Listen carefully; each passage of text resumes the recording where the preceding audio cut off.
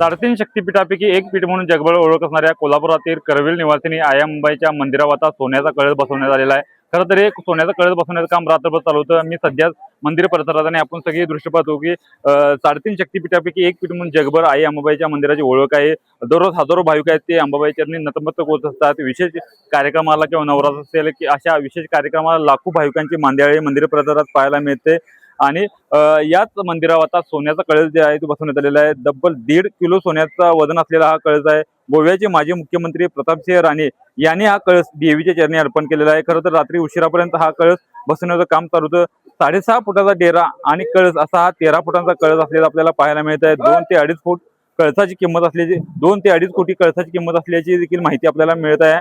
आणि आता प्रत्यक्षात हा कळस आपण पाहतो की अधिक मासाच्या पर्वातच हा कळस बसवण्यामध्ये भाविकांमध्ये देखील उत्साहाचं वातावरण आहे। आणि सगळ्या जगभर अशी ओळख असणाऱ्या अंबाबाईच्या मंदिरावर आता अखेर सोन्याचा कळस बसलेला आपल्याला पाहायला मिळत आहे। त्यामुळे भाविकांमध्ये देखील आनंद व्यक्त होत आहे। श्रीकांत पाटील, नवराष्ट्र, कोल्हापूर। करवीर निवासिनी महालक्ष्मी अंबाबाई मंदिराच्या संवर्धन कामामध्ये आपण शिखराच्या कामामध्ये जेव्हा दगडाचा पूर्ण भाग आढळला तेव्हा पूर्ण वरचा डोम किंवा डेरा हा विटा आणि चुनाचा असल्यामुळं तो मेटलनं कव्हर करण्याचं पुरातत्व खात्याकडनं सजेशन घेतलं होतं आणि त्यानुसार आपण हे काम सुरू केलं होतं। आपण गेले एक महिनाभर यावर काम सुरू होतं आणि 500 शिखरं धातूनं म्हणजे तांब्याच्या ह्याच्यात आपण तयार करून घेतली होती, घेण्याचं सुरू केलं होतं। भक्तांच्या माध्यमातून अंबाबाईच्या मुख्य शिखरावर 1.5 किलोपेक्षा जास्त सोनं चढवलेला हा पूर्ण कळसाचा भाग रात्रभर बसवण्यात आला। काल रात्री 11 वाजता सुरू झालेलं हे काम सकाळी 7 वाजेपर्यंत सुरू होतं। सर्व भाग तंतोतंत जुळवून अगदी योग्य पद्धतीनं लावण्याचं काम या कारागिरांनी अगदी उत्कृष्टपणे केलेलं आहे। आणि भाविकांनी यानंतर सुद्धा अजून पुढच्या शिखरासाठी काम करण्याची काही भाविकांनी इच्छा व्यक्त केलेली आहे। भविष्यात आपण सर्व शिखरांमध्ये या पद्धतीनं सुधारणा करू शकू अशी आपल्याला अपेक्षा आहे। आणि आज हे सुवर्ण कलश हा आपल्या आई अंबाबाई महालक्ष्मीच्या मंदिरावर विराजमान झालेला आहे।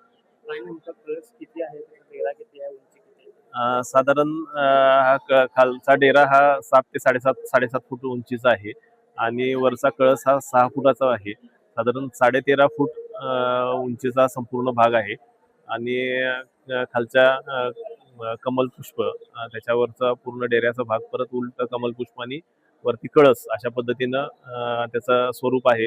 मूळ स्वरूपात ज्या पद्धतीनं तो घडवलेला होता त्याच पद्धतीचा हा धातूचा आकार सुद्धा आपण घडवून घेतलेला आहे आणि त्यामुळे त्याचं मूळ स्वरूपातच सुवर्ण लेपन झालं असल्यामुळं तो जास्त आकर्षक वाटत आहे। पुढच्या काळामध्ये मेंटेनन्स किंवा कशा पद्धतीने ज्या पद्धतीनं तो तयार केलेला आहे त्यामध्ये ऊन वारा पावसामध्ये ते सुरक्षित राहील अशा पद्धतीचा वापर केलेला आहे।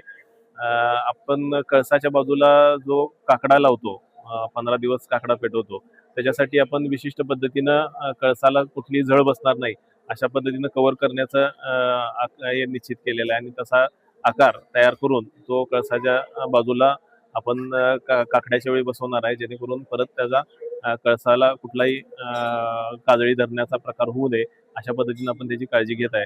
आणि चांगल्या पद्धतीने तो कित्येक वर्ष म्हणजे 100 वर्ष राहील अशा त्याची ग्वाही त्यांनी कारागिरांनी दिलेली आहे आणि तो त्या पद्धतीने टिकवण्यासाठी आपण संपूर्ण प्रयत्न करू।